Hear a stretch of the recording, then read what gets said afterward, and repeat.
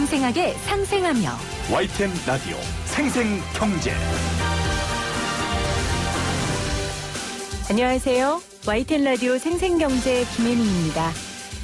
SNS는 몇 년 전 오늘 제가 올린 글과 사진을 보여주는데요. 8년 전 오늘 제가 이런 글을 썼더군요.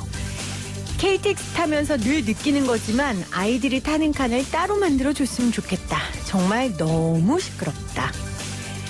두 아이의 엄마가 된 지금은 아이들의 웃는 소리, 떠드는 소리, 심지어 우는 소리만큼 세상에 듣기 좋은 소리가 있나 싶습니다. 학대받는 아이들의 소식이 연일 들어와 정말 마음이 아픕니다. 코로나19에서 아이들을 보호하고자 학교에 보내지 않았던 건데 어떤 아이들은 가정에서 처참하게 학대받고 고통받았다는 사실이 참 괴롭습니다. 신규 확진자 수도 이틀 만에 다시 50명대로 증가했습니다. 이래저래 정말 원망스런 코로나19입니다. 2020년 6월 12일 YTN 라디오 생생경제 지금 시작합니다.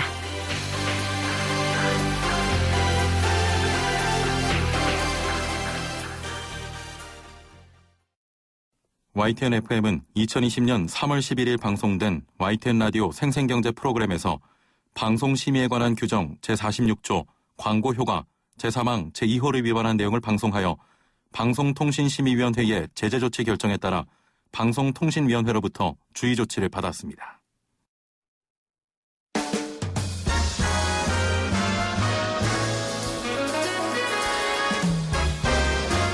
토론 아니고 수다.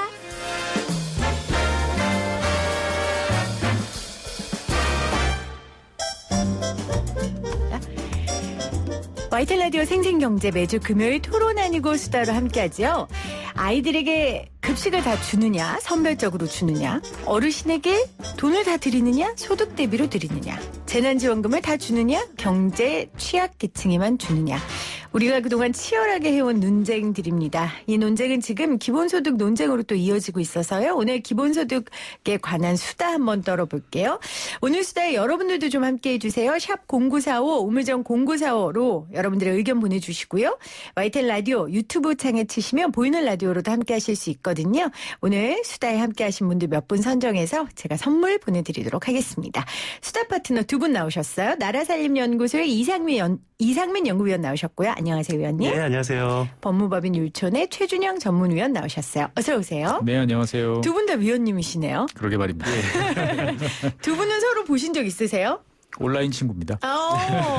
역시 YTN 라디오가 사랑의 스튜디오가 됐어요. 그렇습니다. 온라인으로 서로 그럼 두 분이 뭐 얼굴을 관심 있게 보시진 않았을 테고. 예, 서로 댓글 달면서 그렇죠. 안부를 전했습니다. 그리고 서로의 관심사나 올린 예. 그게 비슷하고. 네. 네, 또 올린 글들 아마 나라살림연구소에서 나온 자료들을 또 우리 최준영 위원께서 많이 참고하시지 제가 않았을까. 도움을 많이 받고 있습니다.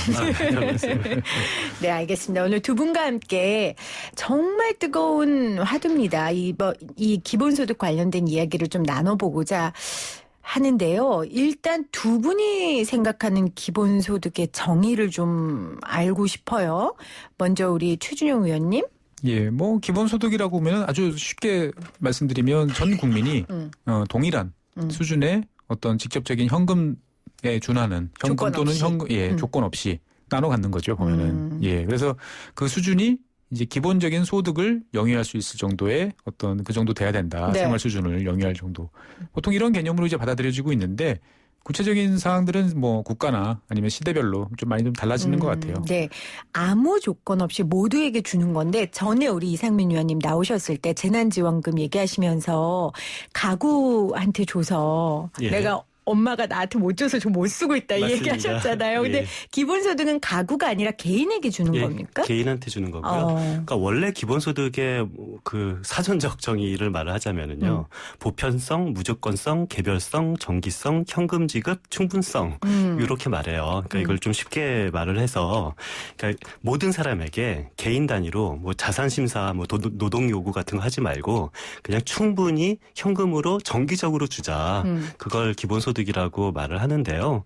그런데 이건 사전적인 정의인 거고, 그런데 저는 이것을 조금 더 확장적으로 생각해도 될 것 같아요. 네. 그러니까 예를 들어서 실제로 제가 아까 충분성이라는 단어를 썼는데, 근데 지난 16년 서울 기본소득 총회가 있었어요. 이때 충분성이라는 단어가 제외됐거든요. 그러니까 이것을 보면은 기본소득의 정의도 항상 고정 불변하는 것이 아니라 그때 사회에서 요구되는 거에 맞춰서 로컬라이징이 가능하다라고 저는 언제든지 기본소득은 확장될 수도 있고 네. 변형될 수도 있다라고 생각합니다. 네, 아까 최준용 의원께서 말씀하신 것처럼 시대에 따라 그 네. 정의와 범위는 다르다라고 하셨어요. 그 충분성은 어떤 개념이에요? 그러니까 어느 정도 주느냐의 금액의 그 그렇죠. 캐파 말씀하시는 거예요? 그렇죠. 그러니까 원래는 기본소득론자들에 따르면은 네. 충분성이 굉장히 핵심적인 기본소득의 가치였어요. 그러니까 이게 현금을 주는데 뭐 찔끔 주는 거는 이건 기본소득이 아니고 굉장히 충분히 준다. 근데 충분히 준다라는 말의 의미는 어떤 개개인이 자유를 충분히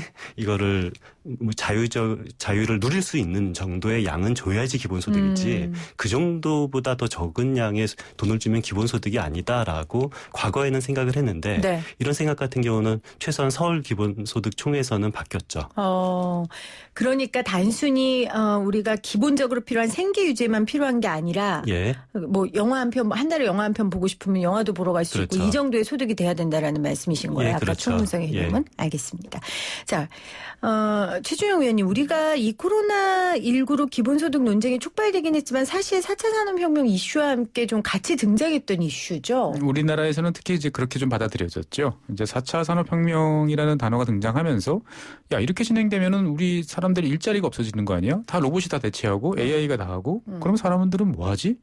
이런 이제 질문들을 이제 하기 시작을 한 거죠. 왜냐하면 4차 산업혁명이라는 게 다 자동화, 무인화 이런 걸 통해 가지고 생산성을 높이고 네. 그러면은 생산성 높이는 건 좋은데 그럼 그 돈은 회사만 다 벌어가네? 그러면 거기서 원래 일하고 있던 사람들은 어떻게 되는 거지? 라는 질문을 자연스럽게 사람들이 하게 되는 거고 그 과정에서 그전까지는 전혀 생각지 않던 기본소득이라는 어디 저 왼쪽 끝에 계신 분들이 이제 하는 생각이라고 했던 것들이 갑자기 무대 중앙으로 이제 튀어나온 거죠. 네. 여기에 이제 2015년에 이제 핀란드에서 처음으로 기본소득 뭐 이런 실험을 한다라는 뉴스 보도까지 이제 한번 겹쳐지니까 맞아. 4차 산업혁명이라는 건 생산성 향상과 더불어서 거기서 나오는 부를 이런 식으로 국민들한테 골고루 나눠주면 아무 문제 없어. 노 프로블럼. 이런 식으로 이제 사회에서 한번 받아들이게 된 것 같아요. 네. 지금 말씀 중에 왼쪽에 있던 이야기였다고 하셨는데 사실 지금 기본소득 논쟁의 중심에 서 있는 분은 우리나라에는 오른쪽에 계신 김종인 미래통합당 비상대책위원장이에요. 그러니까 계속 이슈는 나왔지만 최근에 이 위원장께서 가장 많은 얘기를 하셨거든요. 네. 이분의 주장은 두 분이 어떻게 생각하는지가 궁금해요. 일단 이분께서는 배고픈 사람이 빵을 먹을 수 있는 물질적 자유 극대화를 앞세우면서 기본소득제 도입을 공론화하고 있거든요. 이분의 내용, 김종인 위원장이 주장하고 있는 내용에 대한 평가, 우리 최 의원님 어떻게 하세요? 많은 분들이 이제 배고픈 사람이 빵을 먹을 수 있는 물질적 자유라는 데 대해서 저는 빵에다가 조금 초점을 두고 좀 바라봤었어요. 네. 그러니까 뭐냐면은 사실 대한민국에서 현재까지 아주 뭐 일부 있긴 하지만 정말 배고파서 굶어 죽을 정도의 사람은 이제 많이 없어졌지 않습니까? 그러니까 절대적인 생계가 어려운 사람은 극한적 물론 아직까지 존재해야 하지만 많이 이제 비중이 줄었는데 사람들의 요구는 밥이 아닌 뭔가 중간중간에 좀 더 다른 빵이라는 어떤 요구를 내가 할 수 있을 만큼의 어떤 보편적인 도움 뭐 지원 이런 것들을 요구하는 목소리가 높아지는 거고 그것들을 국가적으로 좀 지원해 주는 것이 이제 사람들이 갖고 있는 물질적 자유 그게 있어야만 어떻게 보면 세상을 내가 자유롭게 살아가는 거지 그런 것이 없으면은 이게 무슨 자유냐. 네. 그냥 뭐 배고픈 사람한테 자유를 줘봐야 그거는 속박이다라고 이제 생각하시는 것 같고요. 어떻든 간에 제가 생각했을 때는 이제 물꼬는 이제 트신 거고, 그리고 사실은 저는 이 흐름이 우리나라에서 지난 2010년 이후에 네. 이제 계속 진행되던 복지 확대라는 흐름의 어떤 연속선상에 있다. 저는 이제 그렇게 봅니다. 네. 예. 그런데 절대적 생계가 어려운 사람들은 우리가 여러 복지 제도로 지금도 지원을 하고 있잖아요. 그러니까 네. 그것과 좀 다른 차원의 이야기를 지금 김종인 위원장은 하고 계신 거죠? 예, 그렇죠. 그러니까 이게 사실 뭐 저는 뭐 김종인 위원장이 보수인지 진보인지에 굉장히 많이 바뀌시는 그 여러 스펙트럼이 넓으신 분이어서 저는 잘 모르겠습니다만. 사실 이 기본소득제를 2016년도에 이미 언급했고 예. 그리고 경제민주화 이야기도 사실은 그렇죠. 제일 먼저 했었으니까. 예, 맞습니다. 네. 그래서 뭐 저는 뭐 그분이 보수인지 진보인지도 모르겠고 굉장히 뭐 스펙트럼이 다양하신 분이잖아요. 그리고 실제로 기본소득 논의가 이게 굉장히 재밌는 게 이게 보수 중에서도 굉장히 극단에 있는 보수도 기본소득을 하자라는 분도 있고 네. 진보 중에서도 굉장히 극단에 있는 분들도 기본소득을 하자라는 그런 얘기가 같이 나와요. 근데 그 두 분이 꿈꾸는 기본소득 그런 방안이나 어떤 그 상이 조금 다르긴 합니다만 그 양쪽에서 말하는 그런 다 같이 말하고 있는 것이 재밌는데 그런데 질문이 뭐였었죠? 김종인 위원장이 예. 말하는 이 기본소득에 관련돼서 어떻게 생각하시느냐. 근데 이제 제가 예, 그럼 예. 조금 더 구체적으로 여쭤볼게요. 지금 예. 보이는 라디오 창에도 외상사절님이 김종인 씨는 지금 기본소득의 개념이 아니다. 왜냐하면 전국민 상태가 아니잖아요. 그렇죠. 라고 얘기를 했거든요. 그러니까 김종인 위원장은 뭐라고 했냐면 청년이나 일자리 없는 사람이 먼저 우선이다라고 이야기를 했어요. 그렇죠. 예. 그러니까 이거에 대해 어떻게 생각하는지를 제가 여쭐게요. 예. 그러면. 그러니까 기본소득은 저는 뭐 원칙적으로 보면은 기본소득이 아니죠. 그거는 기본소득이 아닌데, 근데 저는 꼭 기본소득이라는 그런 이름에 갇혀서 꼭 그렇게 기본소득이냐 아니냐라는 저는 이런 논쟁은 불필요하다고 중요하지 봐요. 않다. 그러니까 네. 예를 들어서 아까 말씀드린 것처럼 충분성 같은 경우는 예전에 핵심적인 가치였는데 지금 충분성은 뭐 제외해도 되는 거고요. 마찬가지로 어떤 보편성이 있고 무조건성이 있는데요. 그러니까 무조건성이라는 것은 자산심사나 소득에 대해서 차별하지 않고 돈을 주겠다라는 거거든요. 근데 저는 기본소득이라면 사실 무조건성은 지켜야 될 것 같아요. 이게 자산심사나 소득심사를 하고 너는 안 되니까 주고 너는 되니까 안 주고 뭐 이럴 수는 없을 것 같고요. 근데 그 대신 보편성을 조금 더 넓게 해석을 한다라면은 뭐 0세부터 모든 사람에게 다 주는 것만이 보편성이냐 아니면 지금 현재 아동수당처럼 뭐 6세 미만만 주던 거를 뭐 아니면 뭐 그걸 18세로 올리든지 25세로 올리든지 그런 식으로 해서 뭐 25세 미만에게 모두에게 소득 차별 없이 현금으로 주는 것은 기본소득이냐라는 질문을 했을 때 저는 뭐 교과서에는 기본소득은 아닙니다만 이런 식으로 기본소득이 변형되고 진화하는 것도 나름 의미가 있다고 봅니다. 위원님께서는 어떻게 생각하세요? 예, 저도 뭐 비슷하게 동의를 합니다. 근데 이제 그 기본적으로 아까 이제 위원님께서 맨 왼쪽, 맨 오른쪽에 계신 분이 다 기본소득을 찬성한다고 그랬는데 우리나라에서는 많은 분들이 맨 오른쪽에 있는 분들이 왜 기본소득을 찬성하지? 여기에 대해서 좀 궁금증을 그렇죠. 가지고 계세요. 네, 근데 그게 이제 무조건성, 보편성 이런 것 때문이겠죠. 예, 근데 그 무조건성 보편성을 이야기하는 이유 중에 하나는 뭐냐면은 복지제도라는 거는 사실 그 제도를 운영하는 데 있어서 많은 비용이 수반됩니다. 큰 국가가 그렇죠. 그 역할이죠. 공무원도 많이 필요하고요. 그 사이에서 어떤 그 실제로 혜택을 보는 사람보다도 더 많은 인력이 필요하다라는 네. 것들이 이제 유럽 복지국가 이제 우파 쪽에서 나왔던 이제 비판이었고요. 그럴 바에는 차라리 모든 국민들한테 동일하게 나눠주고 거기에 들어가는 기존의 유지 관리 운영에 필요한 비용들을 줄여나가는 게 어떻게 보면 국가를 더 효율적으로 운영하는 것이 아니냐. 제일 간단하고 제일 명확한 방법이지 않습니까?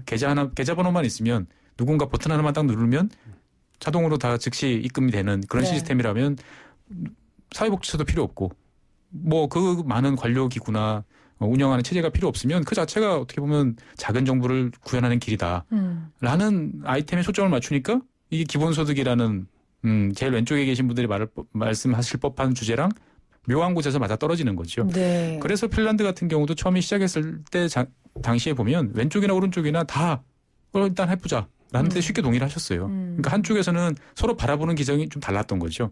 한쪽에서는 핀란드 왼쪽에 계신 분들은 복지국가라고 하지만 왜 우리가 이런 수모를 겪어가면서 긴 줄 쓰고 온갖 모욕적인 자료 내고 기다리고 이래야 되느냐. 그냥 주면 안 돼? 그러니까 오른쪽에 계신 분들 맞아. 그냥 주면 돼. 제일 편하잖아.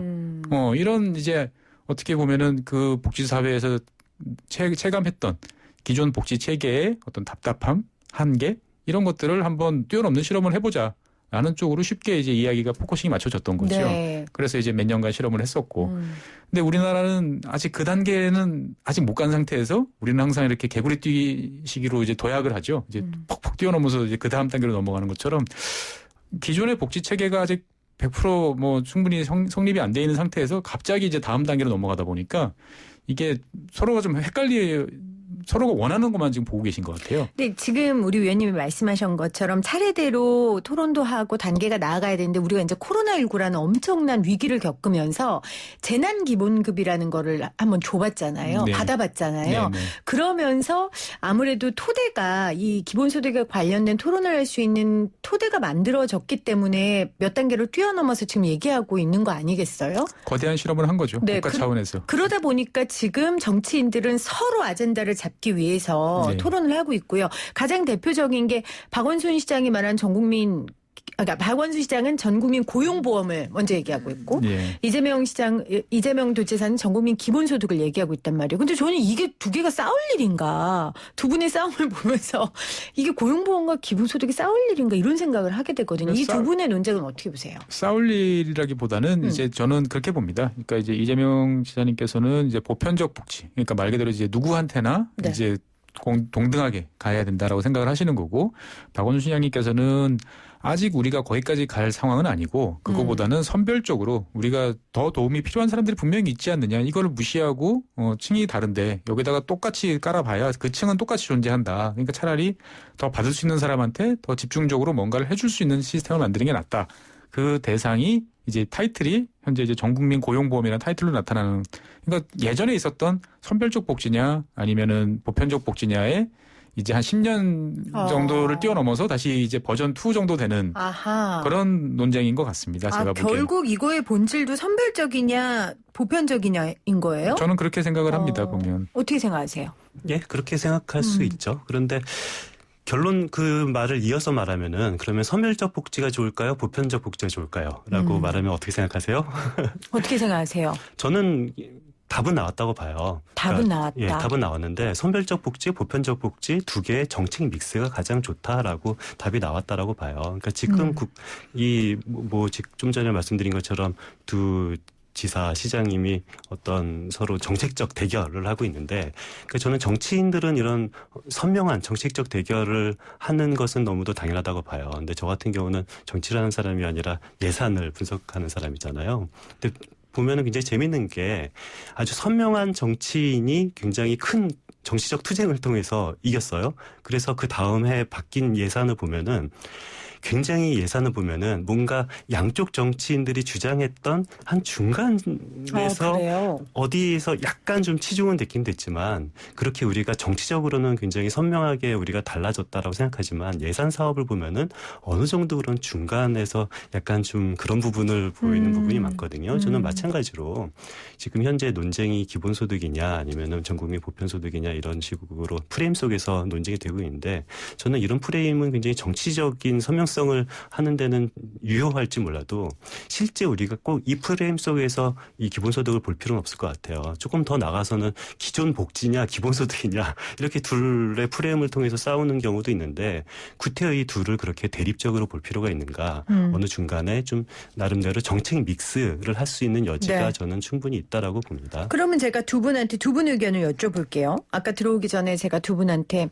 정치인들 주장 중에 마음에 드는 주장이 있으세요? 또 둘 다 없다. 마음에 드는 사람 없다 이랬거든요. 그럼 두 분의 의견이 궁금해요. 먼저 최주영 의원님. 그러니까 저는 기본소득이라고 그러면 기존의 사회복지 체제, 여러 가지 사회부조라든지 사회보험이라든지 이런 거를 다 통틀어 가지고 다 치우고 일괄적으로 그냥 요 기본소득 하나로 그래요? 가야 되는 게 사실 저는 맞다고 생각해요. 다 치우고 그냥 이걸로? 네. 이게 북유럽 같은 경우는 우리는 어떻게 되죠? 병원에 가면은 그건 당연히 의료보험이라고 생각하잖아요. 근데 북유럽은 다 세금이에요. 그렇기 때문에 오히려 거기는 단순해요, 체계가. 근데 우리는 이번 코로나19를 거치면서 대한민국의 의료보험 제도에 대한 신뢰도는 매우 높아졌거든요. 그러면 이거는 계속 보험료로 간다 그러면 어떻게 되는 거죠? 세금은 세금, 우리가 기본소득으로 나는 복지하고 이 의료라든지 지금 현재 사회보험으로 유지되는 많은 것들이 있는데, 이런 것들을 그러면 다 통합해가지고 다 묶어가지고 그냥 보편적인 기본소득으로 갈 거냐, 여기에 대한 사실은 그 논쟁은 지금 전혀 없어요. 아니 근데 위원님 제가 이해가 안 가서 그러는데 그럼 지금 위원님 말씀대로라면 의료보험 제도도 없애고 네. 그냥 한 달에 충분히 그 치료비도 쓸 수 있고 영화도 보러 갈 수 있고 밥도 먹을 수 있는 금액을 국민들한테 나눠주자라는 말씀이신 거예요? 그러니까 원래 기본소득은 취지는 그렇죠. 그러니까 이제 그거를 사회 그 보험이라는 것들은 내가 낸 만큼의 어떻게 보면은 내가 되돌려받을 수도 있는 이제 그런 것들을 하고 있는데 네. 기본소득이라는 건 그런 게 아니죠. 그냥 모두가 똑같이 다 나눠 갖는 거니까 똑같은 부담을 내고 그러니까 이제 이 선진국 북유럽 복지 국가에서 이 처음에 나왔던 이유 중에 하나는 그러한 다층적인 구조들을 다 묶어서 그러니까 여러 가지 많지 않습니까? 아동수당도 있고 무슨 이제 실업수당도 있고 여러 가지 있는데 이런 것들은 보험료를 낸 사람만 혜택을 받는단 말이죠. 이제 보면은. 하지만 그 보험료가 굉장히 낮고 의료보험 같은 경우에는 웬만하면 국민들이 다 누릴 수 있도록 해놨기 때문에 좋은 거잖아요. 그렇죠. 그러니까 우리는 이제 이 시스템에 되게 익숙해져 있기 때문에 이게 당연하고 생각하지만 네. 외부에서 봤을 때는 한국형 보험 저게 어떻게 유지되지 싶을 정도의 좀 또 호기심을 또 갖고 계신 분도 많거든요. 그러니까 저는 생각했을 때 기본소득이라는 것들은 기존의 복지 체계가 주고 있는 것들을 다 묶어서 그거를 사람들한테 나눠주고 그거를 유지하기 위한 기존 체제들을 다 치웠을 때 어떤 비용들을 더 얹어서 그러면 우리가 어디다가 기부를 해도 100이라는 걸 기부를 하면 중간에 뭐 관리라든지 여러 가지 있지 않습니까? 보면 그래서 실제로 도달하는 사람한테까지는 우리가 생각했던 것보다 적게 도달하는 경우가 많은데 네. 북유럽에서 처음에 기본소득 나왔을 때는 그런 중간 전달 과정을 다 생략하고 거기에 들어간 비용까지 얹어가지고 그러면 국민들한테 주면 당연히 더 좋은 거 아니냐라는 체계였던 거죠. 근데 우리는 그런 거에 대한 고려는 없고 단지 국민들한테 현금을 얼마씩 더 주는 어떤 되게 좁게 지금 바라보고 있다 보니까 논의가 사실은 서로 일부러 싸우려고 하는 좀 그런 모습처럼 좀 보여요, 저는. 안 지나서나 나라 살림을 연구하시는 우리 위원님께서는 우리 최주영 위원님의 이야기를 어떻게 들으셨어요? 이것이 기본소득 원래 논리에 대해서는 맞는 말이죠. 네. 이거는 굉장히 이건 맞는 얘기일 수밖에 그래요? 없어요. 저는 왜 이렇게 충격적이죠? 그러니까 충격적인 것이 그러니까 예를 들어서 좀 전에 국민 의료보험, 건강보험 얘기를 했는데 건강보험이 이 보험 형태, 기금 형태로 있을 필요가 없어요. 그러니까 이런 나라가 지금 유럽 같은 경우는 이게 꼭 기금이나 보험 형태로 되어 있을 필요가 없거든요. 국민이 세금을 내고 그 세금을 통해서 의료제도를 만드는 일반 재정에서 해결을 한다는 것은 전혀 이상하지도 않고 사실 굉장히 자연스러운 얘기고요. 네. 그리고 원래 기본소득의 취지는 좀 전에 최준영 위원님이 하신 말이 맞긴 맞는데요. 그런데 저는 사실 조금 생각이 달라요. 네. 저는 이 원칙적으로 맞는 말인데 근데 이것은 저는 언제든지 변형을 할 수 있다라는 생각이 드는데 그러니까 제가 충분성이라는 말을 굉장히 저는 변형할 수 있는 말의 핵심이라고 보는데 충분히 주기 위해서는 기존에 있는 다른 복지 제도를 없애고 이것을 일원화시키는 것이 오히려 더 효율적일 수도 있다라는 말은 원칙적으로는 말은 맞습니다. 그런데 충분성이라는 조건을 조금 낮춘다면 굉장히 작은 금액만 준다면은 현재 있는 기존 복지들을 그대로 유지할 수도 있고요. 그런데 물론 기본소득만 그럼 돈만 주면 되냐라는 것이 아니라 저는 기본소득이 하기 위해서의 핵심은 네. 다른 기존에 있었던 복지 제도를 바꾸는 것도 중요할 수도 있지만 그것보다 더 중요한 것이 복지제도를 바꾸는 것보다 지금 현재 조세제도를 바꾸는 것이 더 중요하다고 보거든요. 그러니까 지금 어떻게 기존 복지를 그대로 유지하고 어떻게 기본소득을 줄 재원이 어디서 나오냐, 땅을 파면 돈이 나오냐라고 네. 했을 때 물론 땅을 파면 돈이 안 나오죠. 그렇지만 조세제도로 바꾸면 돈이 나옵니다. 그래서 우리는 조세제도 개혁과 같이 아주 약간의 기본소득, 제가 말하는 약간의 기본소득은요, 한 달에 10만 원이냐, 한 달에 20만 원이냐 그 수준도 아니고 한 달에 2만 원, 한 달에 3만 원. 그러니까 예를 들면은 1년이면은 한 20만 원, 30만 원 정도. 네. 그것도 충분성은 전혀 아니죠. 한 달에 2만 원 가지고는 전혀 우리의 자유를 충분히 증진시킬 수 있는 수준은 아니지만 그 정도의 기본소득이라면은 현재 조세제도 개혁을 통해서 지금도 가능할 수 있지 않냐라는 생각을 가지고 있습니다. 지금 위원님이 말씀하신 게 정확하게 이재명 경기도지사가 주장하고 있는 거하고 동일한 거 아닙니까? 그렇죠. 이재명 예. 경기도지사가 연 20만 원의 소액으로 증세 없는 기본소득으로 출발을 해서 예. 나중에 연 600만 원까지 높이자라고 지금 제안을 했고 공개 토론하자고 한 거거든요. 예. 뒤에 보이지 않는 손이 혹시 위원님이신가요? 근데 저는 의견이 사실 너무 정확하게 이게 일치하시는데. 방점이 다른 거예요. 그러니까 아, 이재명 방점이. 지사 같은 경우는 네. 결국 그런 식으로 해서 기본소득을 하자라는 것이 이재명 지사의 입장이라면은요. 네. 저한테 만약에 넌 당신은 기본소득론자냐라고 OX 문제를 한다면 저는 솔직히 X라고 답을 할 수밖에 없어요. 저희 방송에서도 예, 말씀하셨어요. 저는 기본소득은 X인데, 근데 문제에서는 OX를 택할 수가 있지만 이 세상에서는 OX 문제가 아니에요. 이 세상은 굉장히 여러 정책을 타협해야 되고 정책 믹스가 만들어져야 되는데 네. 제가 기본소득을 좀 전에 꼭 마치 지지하는 것처럼 느껴졌다면은요, 저는 기본소득을 통해서 조세 개혁을 하고 싶은 것이 저의 본심입니다. 오히려 예, 기본소득에 조세 대해서는 개혁을. 사실 저는 큰 관심이 없지만 네. 기본소득이라는 그런 새로운 아젠다를 통해서 조세 개혁을 할 수 있다라면은 저는 이것도 꼭 반대를 굳이 할 필요는 없다라는 생각을 하는 거죠. 알겠습니다. YTN 라디오 생생경제 오늘 토론 아니고 수다 기본소득에 대한 다양한 의견들 이야기 나라살림연구소 이상민 연구위원과 법무법인 유촌의 최준영 전문위원과 나누고 있습니다. 광고 듣고 올게요.